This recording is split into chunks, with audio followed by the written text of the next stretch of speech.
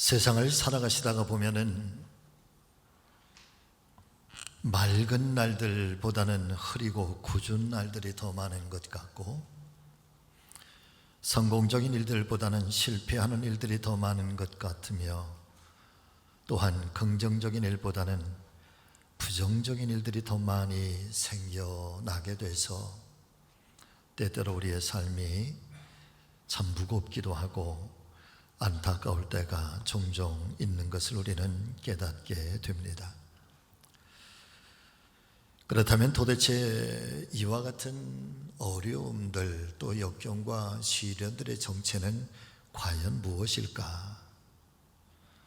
이 역경과 시련은 정말 우리에게 힘만 들게 하고 또 우리에게는 아무런 필요가 없는 마치 독소와 같은 존재인 것일까?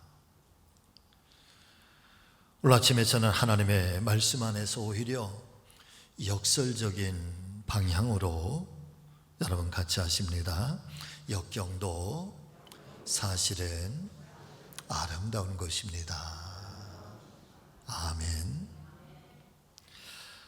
이 말씀을 통해서 함께 은혜를 나누기를 원하는데, 아무쪼록 성령께서 말씀을 깨닫게 해주시기를 바라고, 특별히 말씀의 제목처럼 이 역경이나 시련이나 또 어떤 어려움이나 고난이나 환난들이 오히려 저와 여러분 모두에게 역설적인 유익함이 되셔서 이제 저희들에게 남겨져 있는 우리의 인생들이 더욱더 아름답게 펼쳐지고 만들어갈 수 있는 그런 아주 특별한 은혜의 시간이 되시기를 우리 주님 예수 그리스도의 이름으로 축원을 드립니다. 첫 번째 상고할 말씀은 인생에서 역경과 시련은 숙명적인 것이다. 피해갈 수 없는 그런 숙명적인 그런 사건들이라고 하는 사실입니다. 오늘 본문에 등장하는 욥이라고 하는 사람을 소개하는 성경의 첫 번째 말씀들을 여러분 살펴보실 수 있기를 바랍니다. 먼저 욥기서는 처음 시작하는 말머리에서부터 욥의 생애는 참 순탄한 생애를 살아온 사람, 놀라운 축복의 사람이었으며 하나님께서도 지극히 칭찬하고 계시는 동방 사람 중에 가장 큰 자라고 욥을 소개해 주시고 있습니다. 1장 1절에서 3절의 말씀입니다. 우스 땅에 욥이라 이름하는 사람이 있었는데 이 사람은 순전하고 정직하여 하나님을 경외하며 악에서 떠난 자더라. 그 소생은 남자가 7이고 여자가 3이며 그의 소유물은 양이 7천이요 약대가 3천이요 소가 500결이요 암나귀가 500이며 종도 많이 있었으니 이 사람은 동방 사람 중에 가장 큰 자라. 자, 그런데 이와 같이 순전한 사람, 그리고 정직한 사람, 또 특별히 하나님을 경외함으로 악에서 떠난 자라고 소개를 해주고 있는 그런 욥에게도 이 환난과 풍파와 그리고 시련과 역경은 그를 피해가지 않았다라고 하는 것입니다. 물론 그와 같은 이 배경 속에는 하나님께서 허락해 주신 고난의 일부일 수도 있을 것이고, 또 말씀처럼 악한 원수마귀들의 시기와 질투로 인하여서 맞이하게 된 고난이 되었든, 어느 날 그의 인생에 갑자기 불어닥친 이 환난과 풍파와 시련과 역경은 욥으로 하여금 하루아침에 그의 인생의 깊은 나락 속으로 곤두박질치게 만든 어마어마한 불행의 큰 사건이 되고 말았던 것이죠. 지난날의 밝은 대낮과 같은 인생은 어둡고 캄캄한 한밤중의 인생으로 전락해 버렸고, 여름날에 풍성하고 따뜻했던 모든 것들은 갑자기 한겨울에 매서운 한파와 추위가 밀려오는 것처럼 차갑고 쌀쌀하게 변해버리고 말았습니다. 여러분, 성경이 증거해 주시고 있는 것처럼 욥의 고난과 또 그 역경에 대해서 한번 말씀을 통해서 살펴보고자 합니다. 욥기서 19장 13절 이하의 말씀인데 같이 읽어보실까요? 나의 형제들이 나를 멀리 떠나게 하시니 나를 아는 모든 사람이 내게 낯선 사람이 되었구나. 내 친척은 나를 버렸으며 가까운 친지들은 나를 잊었구나. 내 집에 머물러 사는 자와 내 여종들은 나를 낯선 사람으로 여기니 내가 그들 앞에서 타국 사람이 되었구나. 내가 내 종을 불러도 대답하지 아니하니 내 입으로 그에게 간청하여야 하겠구나. 내 아내도 내 숨결을 싫어하며 내 허리의 자식들도 나를 가련하게 여기는구나. 어린아이들까지도 나를 업신이 여기고 내가 일어나면 나를 조롱하는구나. 나의 가까운 친구들이 나를 미워하여 내가 사랑하는 사람들이 돌이켜 나의 원수가 되었구나.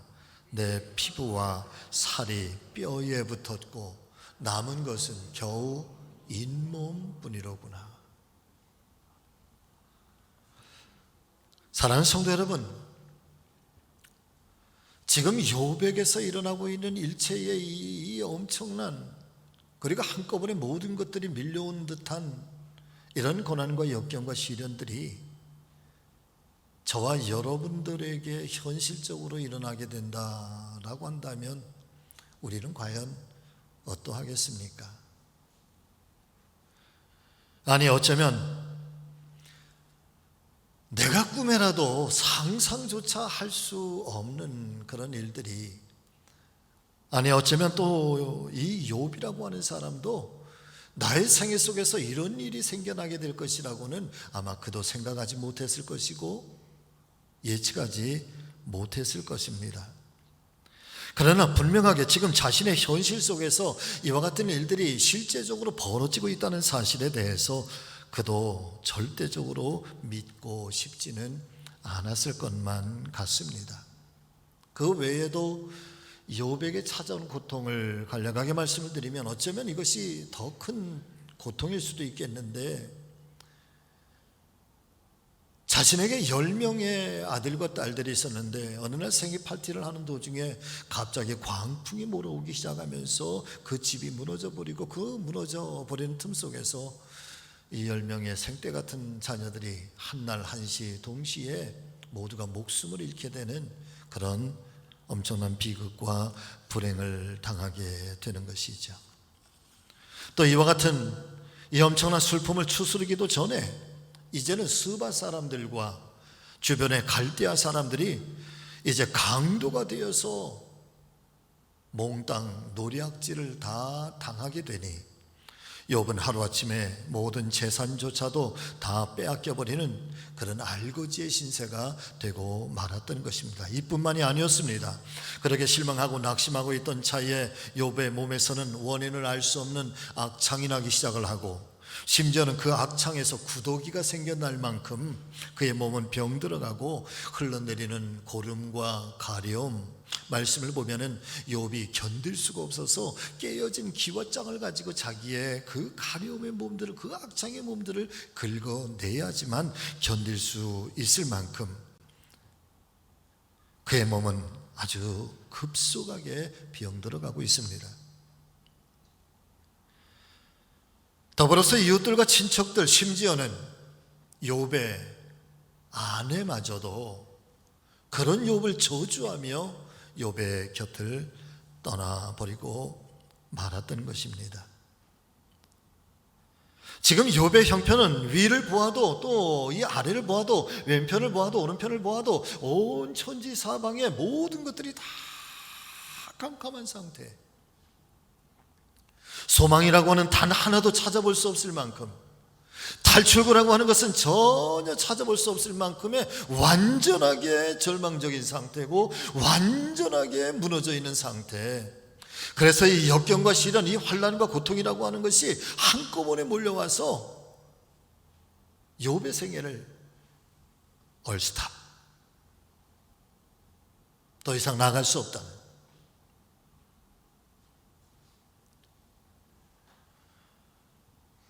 자, 그런데 놀라운 것은 이와 같은 엄청난 고통과 불행한 사건 속에서도 오늘 하나님의 말씀인 성경이 욥기서를 당당하게 성경 66권 속에 남겨두시고 그 시대와 또 어떤 상황들 속에서도 이 말씀을 통해서 오늘 교회들에게 그리고 성도들에게, 아니 저와 여러분들에게 오늘 이 말씀을 들려주시고 선포해 주시고 있는 이유는 그런 속에서도 반전의 사건이 숨겨져 있다라고 하는 거죠.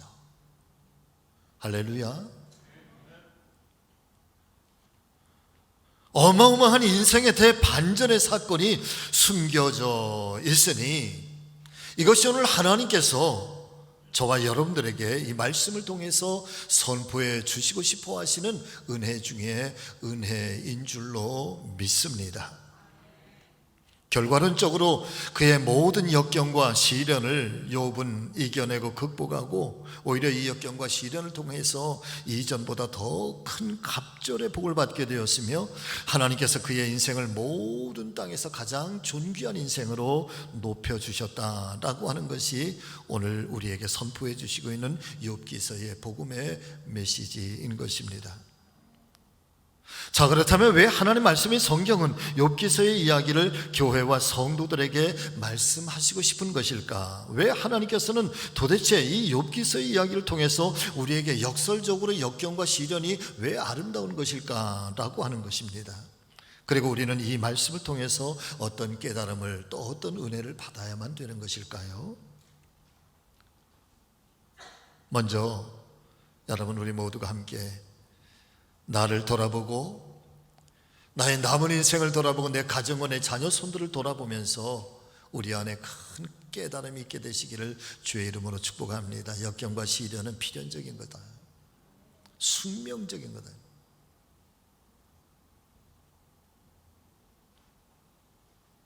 그러면 과연 피할 길이 있느냐? 어떻게 이겨나갈 수가 있느냐? 어떻게 극복하고 우리에게 주어진 이 한 생애를 그렇게 아름답게 살아갈 수가 있는 것일까?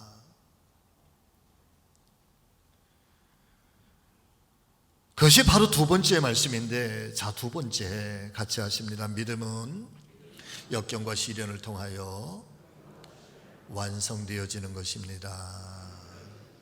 아멘. 조금 쉽게 이 말씀을 표현해서 드리면,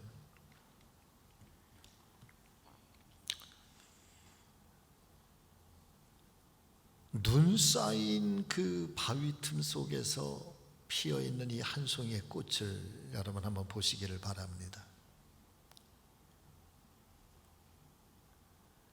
아주 매서운 한파, 얼음덩어리로 상징되어 있는 인생의 고난들, 그리고 딱딱한 바위, 어떤 그 영양분조차 없을 것 같은 이 상징적인 표현 속에 그 틈바구니 속에서 피어나고 있는 이 아름다운 노란 이 꽃, 그 살아있는 이 생명이라고 하는 것, 놀랍다는 거죠. 저는 언젠가 여러분, 교회가 살아있는 생명체, 유기적 공동체란 말씀을 드렸습니다.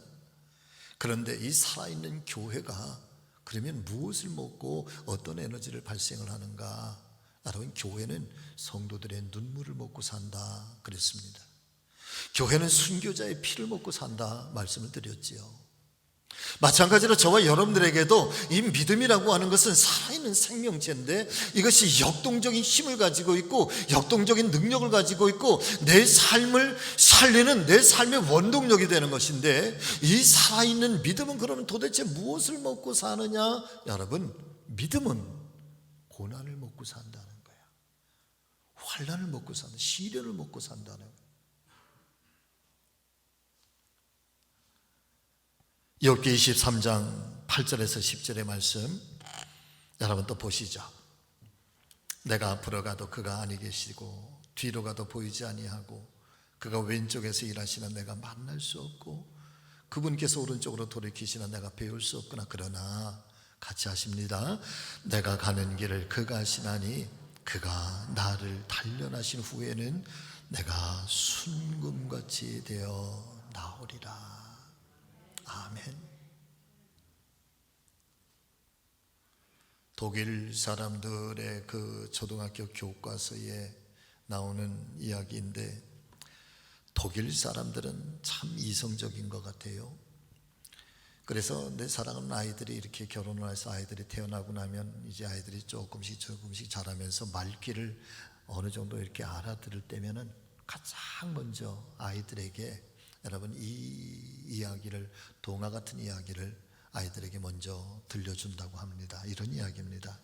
어떤 농부가 이제 한 해의 농사를 시작을 하면서 아주 정성스럽게 봄에 씨앗을 뿌렸습니다. 그리고 잘 가꾸었습니다. 그리고 나서 하나님 앞에 간절하게 기도를 하지요. 하나님, 이제 제가 씨앗을 뿌렸으니 올여름에 따뜻하고 아주 찬란한 햇볕을 주셔서 가을에는 아주 풍성한 알곡들을 거둘 수 있게 하여 주옵소서. 그래, 그해 여름에 얼마나 햇볕이 따사롭고 얼마나 좋은 날씨였는지, 그래서 가을에 풍성한 결실들을 기대하면서 추수를 하려고 나갔는데, 이게 어찌된 일인지 말이에요. 알곡들은 없고 거의가 다 쭉정이들만 있게 된 것입니다. 이상하다. 마음에 원망이 생겨나고 불평이 생겨나고, 내가 그렇게 하나님 앞에 간절히 기도했는데 하나님 왜 내 기도를 들어주시지 않은 걸까? 그러면서 원망하면서, 하나님 도대체 어떻게 되신 일입니까? 저를 왜 이렇게 외면하십니까? 그러면서 원망의 기도를 하는데, 그때 하나님께서 이 농부에게 이렇게 응답을 하시는 것입니다. 나는 네가 기도한 대로 충분하게 이 햇볕을 주었단다. 그런데 너는 햇볕만 나에게 구하였지 찬소리를 구하지는 않았구나. 때를 따라서 햇볕만이 아니라 찬소리를 맞지 않으면 곡식은 연글지를 않는단다. 이 이야기를 아주 아이들이 어릴 때부터 이 이야기를 들려준다는 거예요.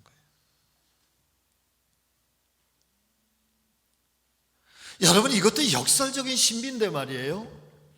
과일이라고 하는 것이, 이 열매라고 하는 것이 그 나무가 맺고 싶어서 맺는 것이 아니라는 거예요. 이 나무에게도 내 생명에 유지하기에 어려움과 역경과 시련이 다가오면 모든 생명체들은 종족 보존의 본능을 가지고 있어서, 내가 혹여나 잘못되더라도 내가 어떻게 이 생명을 내가 남겨줄 수 있을 것인가. 그래서 자기에게 찬소리가 오고 자기의 생명이 위협을 당할 때, 자기의 가지가 꺾임을 당하고 부러져 나갈 때, 이 나무들은 본능적으로 열매를 맺어야 된다. 햇볕이 따스할 때에는 안전하니까, 내 생명에 위협이 없을 때는 아무런 위험이 없으니까 굳이 내가 열매를 맺지 않아도 내가 지금 든든하니까. 그러나 나에게 위험이 다가오고 찬소리가 밀려오고, 그래서 내 몸이 움츠러들게 될 때, 그러면 본능적으로 내가 생명을 만들어내리라. 그러면서 이 찬소리 속에서 과일 속에 영양분을 담아두고 단맛을 두고, 그리고 그 과일을 점점 더 크게 만들어서, 여러분, 과일들이 풍성해지는 것, 이게 역설적이라는 거예요. 그 가장 대표적인 것이, 소나무를 보면 소나무가 솔방울이 막 맺혀 있을 때는요, 그 소나무가 위험한 거예요. 죽기 일보 직전인 거예요. 나는 죽더라도 내가 이 솔방울을 만들어서 내 종족을 더 번성하게 되리라. 이것이 역설적 과실의 신비라는 거죠. 마찬가지로 사랑하는 성도 여러분, 저와 여러분들도 우리의 믿음이라고 하는 것이 평탄할 때보다는 이 시련과 역경을 통해서 점점 더 우리의 믿음은 강건해지는 것이고, 그로 인해서 우리의 믿음은 더욱더 깊어짐으로 완성되어져 간다는 사실을 깨닫게 되시기를 바랍니다. 그것은 마치 뜨거운 용광로를 통해서 모든 불순물들이 깨끗하게 제거되어서 완전한 순금으로 다시 탄생되어지는 것처럼, 그렇게 탄생된 순금이 가장 찬란하면서도 귀함을 받게 되는 것처럼 저와 여러분들의 믿음도 이 역경과 시련이라고 하는 용광로를 거치면서 깨끗하면서도 순전한 그리스도인으로 거듭나게 된다는 사실, 여러분 믿으실 수 있기를 바랍니다.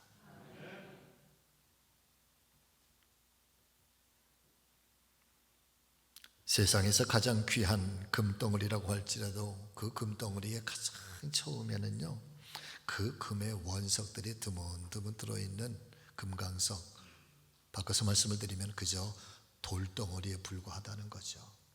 그런 그 돌덩어리들을 뜨거운 용광로 속에 한 번 들어갔다가 두 번, 그러면서 24번 들어갔다가 나오면 불순물들은 다 타서 사라지고 마지막에 깨끗한 금만 남게 되는데, 24번을 용광로 속에 들어갔다 나왔다, 그래서 정금같이 되었다 그래서 24K 금이 그런 금이래요.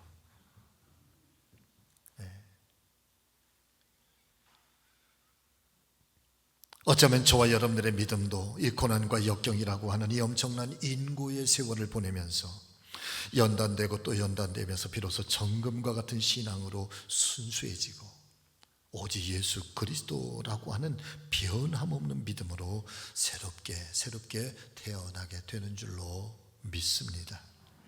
욥기서의 이 욥의 신앙 고백을 통해서 이렇게 더 큰 은혜를 받게 되는 것은, 그런 이 시련과 이런 엄청난 역경 속에서도 욥이 고백하고 있는 그의 신앙을 보면은, 여러분 그가 이렇게 고백을 하고 있습니다. 같이 하십니다. 내가 가는 길을 그분이 아십니다. 아멘. 저는 이 말씀이 참 가슴이 미어져요.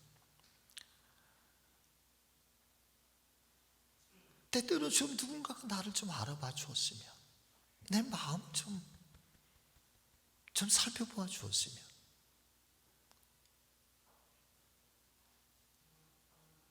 사실은 환경도 어렵지만은, 그런 역경과 시련들도 어렵지만은, 근데 오늘 욥을 보면은 친구도 친척도 아내도 자식들은 세상을 떠나서 사라져 버렸지, 심지어는 그 집안에 있었던 종들조차도 이제는 외면당하고 버림을 당하게 되는, 그 잿더미 위에서 기와장을 가지고 자기의 거듭나는 그 가려움을 긁어내고 있는 그 욥의 모습을 이렇게 가만히 상상해 보면, 그래서 어쩌면 우리들도 그 욥과 같은 상황까지는 아니라고 할지라도 어떤 참 외롭고 참 고단한 상황 속에서 누군가가 나를 좀 알아주었으면, 누군가가 좀 나를 좀 붙잡아 주었으면, 그저 다가와서 나를 좀 내 손 그냥 아니 따뜻한 말 한마디라도 나에게 건네주었으면, 그래서 누군가가 나를 좀 알아주고 내 마음을 알아주고 내 형편을 그냥 돌아봐 주기만 한다면, 그러면 좀 숨이라도 쉴 것 같은데, 그런 상황, 그런 순간들이 사실 우리에게 얼마나 많은지 몰라. 그런 상황 속에서 욥은 그래도 한 줄기, 내가 가는 길을 그분이 아신단 말이야.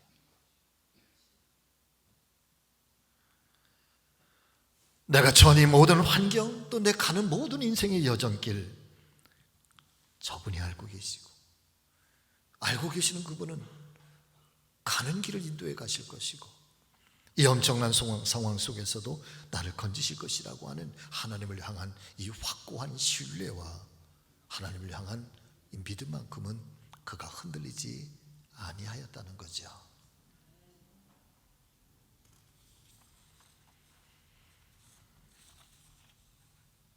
사랑하는 성도 여러분, 내 인생은 나의 것이라고 말을 할 수는 있겠으나, 그러나 나의 인생이라고 해서 내 마음대로 할 수는 없는 것입니다.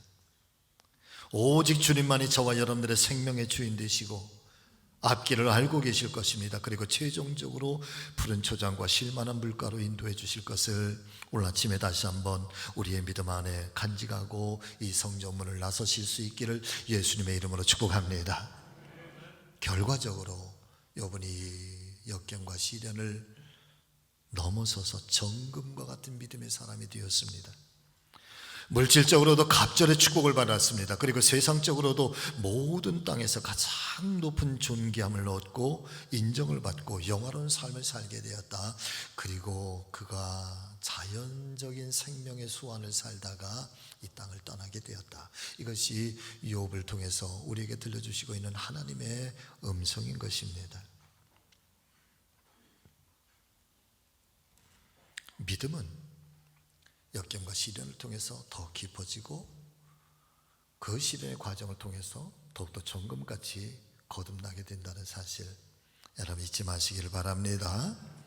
세 번째 같이 하실까요? 역경과 시련은 살아계신 하나님을 만날 수 있는 만남과 축복의 기회입니다.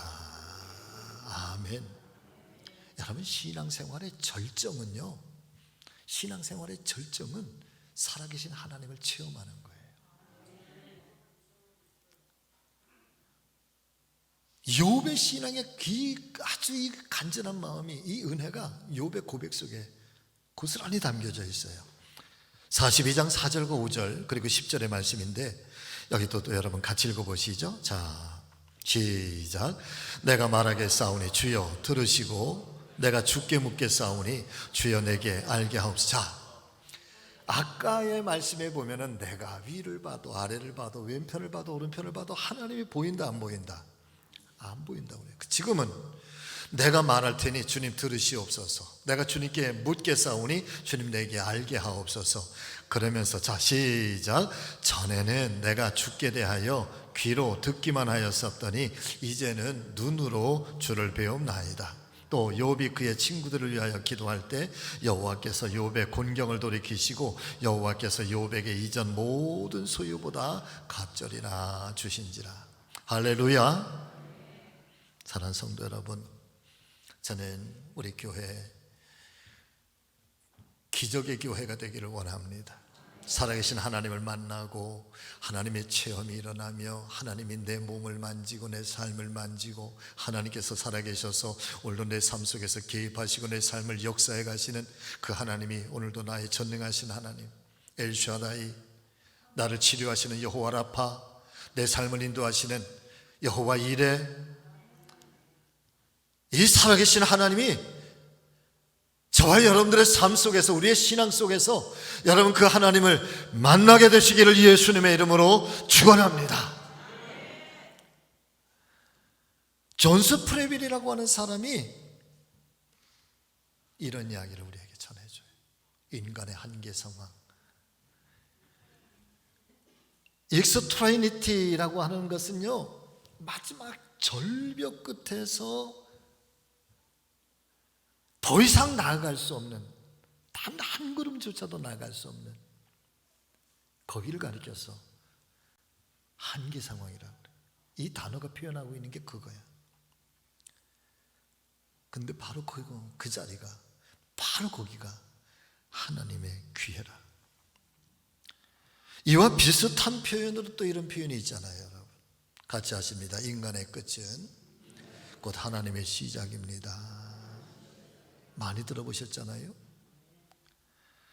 자, 어쩌면 이 인간의 한계 상황이 하나님의 기회입니다 라고 하는 말과 인간의 끝은 곧 하나님의 시작입니다 라고 하는 이 고백들은 기독교 신앙이 간직하고 있는 수없이 많은 신앙의 정의들 중에서도 어쩌면 가장 함축적으로 표현하고 있는 의미 있는 말이 바로 이 말씀이 아닐까 싶습니다.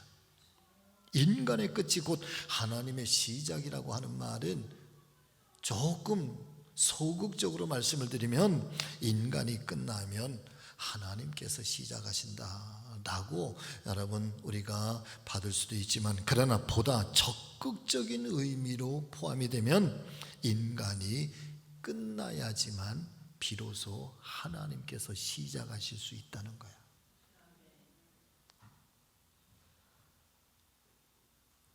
세상 사람들은 실패와 어려움을 겪게 될 때 이제 모든 것이 다 끝났다고 이런 생각을 갖게 되면서, 그러다 보면 자신의 모든 주변의 모든 것들까지도 다 어두워지고 우울하고 여러분 다 부정적으로 보여지게 되는 것이죠. 그러나 나는 끝이 났다 생각할지라도 여러분 오늘 말씀 안에서 그것은 결코 끝이 아니라는 사실을 다시 한번 깨닫게 되시기를 예수님의 이름으로 축원을 드립니다. 아니 오히려 내가 끝났다고 생각하는 바로 그 시점, 바로 그 자리에 우리 하나님 새롭게 시작하시고 새로운 출발의 기회고, 바로 거기에서 내가 귀로만 들었던 하나님을 내가 눈으로 만나보고 체험하고 만나게 되는 그런 축복의 인생이 될 수 있도록 하나님께서 역사해 주신다라고 하는 그 시점인 것을 여러분 다시 한번 우리가 믿으실 수 있기를 바랍니다. 이런 점에서 믿는 사람들과 믿지 않은 사람들의 차이는 여기에 있다. 그래서 우리가 혹여나 그런 상황이 있을 때 내가 하나님을 믿는 성도라고 하는 사실이 사실은 얼마나 감사한지 몰라.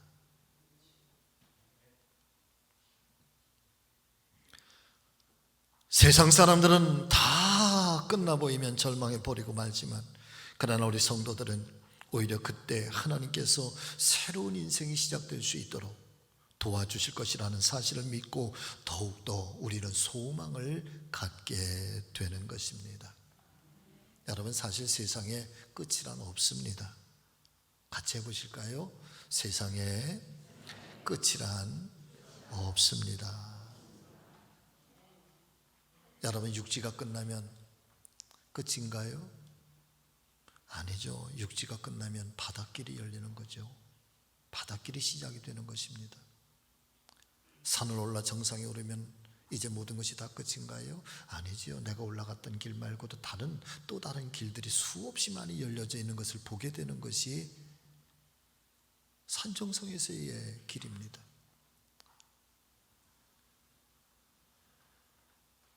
영화를 보면은 단지 영화가 끝났을 때 The End라고 하는 자막이 뜨면서 불이 환하게 들어와. 그러면 정말 The End 다 끝난 것일까? 아닙니다.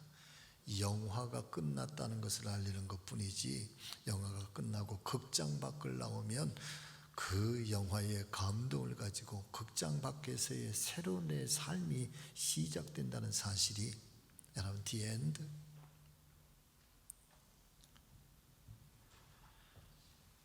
영국의 러벅이라고 하는 사람은 졸업은 끝이 아니라 새로운 시작과 내일을 향한 출발입니다 라고 말해주는데, 그렇죠. 초등학교를 졸업하면 끝인가요? 중학교가 열리는 것이고, 중고등학교를 졸업하면 끝나는 게 아니라 대학이나 사회가 열리는 것이고, 대학을 졸업하면 여러분 끝나는 것이 아니라 한 번도 디뎌보지 못했던 새로운 인생의 출발점, 새로운 사회의 새로운 삶의 방법을 가지고 살아가는 새로운 세상이 시작되는 것이다. 죽음조차도 끝이 아니라는 거예요. 죽으면 끝나는가? 아닙니다. 죽음은 영원하신 하나님의 나라로 나아가는 그런 새로운 생명의 문이고, 육신을 가지고 살았던 우리의 삶이 이제 영혼의 삶을 살아가는 새로운 시작이 죽음이라고 하는 마침표가 아니라 여러분 점점점 새롭게 이어지는 쉼표일 수 있고, 새로운 출발을 알리는 그런 느낌표일 수 있는 거, 느낌표가 되는 것. 그래서 세상에서 어떤 것도 끝은 없다는 거 하는 것입니다.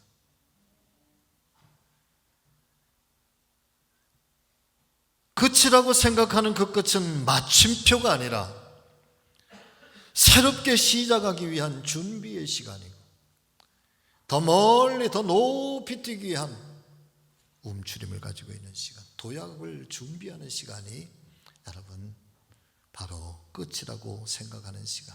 거기에 하나님께서 우리를 받쳐주시고 하나님께서 우리로 뛰게 하시면 우리는 이제는 내 힘이 아니라 이제는 하나님의 힘을 가지고 나아갈 수 있는 것이니, 여러분 그 한계 상황, 그 끝은 새로운 축복이고 새롭게 펼쳐지는 우리 인생의 놀라운 시간들이라는 거죠.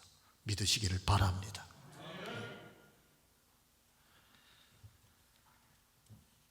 자, 욥기서 42장 12절 말씀 보실까요?